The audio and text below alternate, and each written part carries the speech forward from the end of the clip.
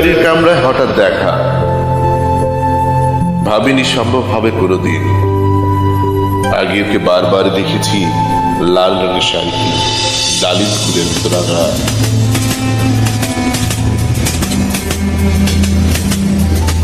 আজ পরেছে কালো রেশমের কাপড়, আঁচল তুলেছে মাথায়, দোলন চাপার মতো চিকন গরু মুখখানি ঘিরে। মনে হলো কালো রঙের একটা গভীর দূরত্ব ঘনিয়ে নিয়েছে নিচের চারদিকে, যে দূরত্ব শস্য ক্ষেতের শেষ সীমানায় শালবনের নীলাঞ্চলে।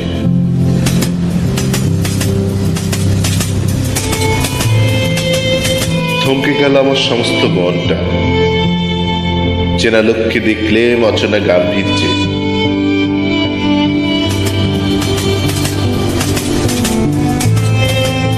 হঠাৎ খবরের কাগজ ফেলে দিয়ে আমাকে করলে নমস্কার। সমাজবিধির পথ গেল খুলে, আলেম করলাম শুরু। কেমন আছো, কেমন চলছে সংসার ইত্যাদি। সে রইল জানালার বাইরের দিকে চেয়ে, যেন কাছের দিনে সোয়াজ পার হওয়া চাহনিতে দিলে অত্যন্ত ছোট দুটো একটা জবাব, কোনোটা বা দিলেই না। বুঝিয়ে দিলে হাতের অস্থিরতায় কেন এসব কথা, এর চেয়ে অনেক ভালো চুপ করে থাকা। আমি ছিলাম অন্য বেঞ্চিতেও সাথীদের সঙ্গে। এক সময় আঙ্গুল নেড়ে জানালে কাছে আসতে মনে হলো কম সাহস নয়। বসতে বড় এক বেঞ্চিতে, গাড়ির আওয়াজের আড়ালেই বললে মৃদু স্বরে, কিছু মনে করো না, সময় কোথায় সময় নষ্ট করবার। আমাকে নামতে হবে পরের স্টেশনে, দূরে যাবে তুমি, দেখা হবে না আর কোনোদিনই। তাই যে প্রশ্নটার জবাব এতকাল থেমে আছে, শুনবো তোমার মুখে। সত্যি করে বলবে তো? আমি বললে বলবো।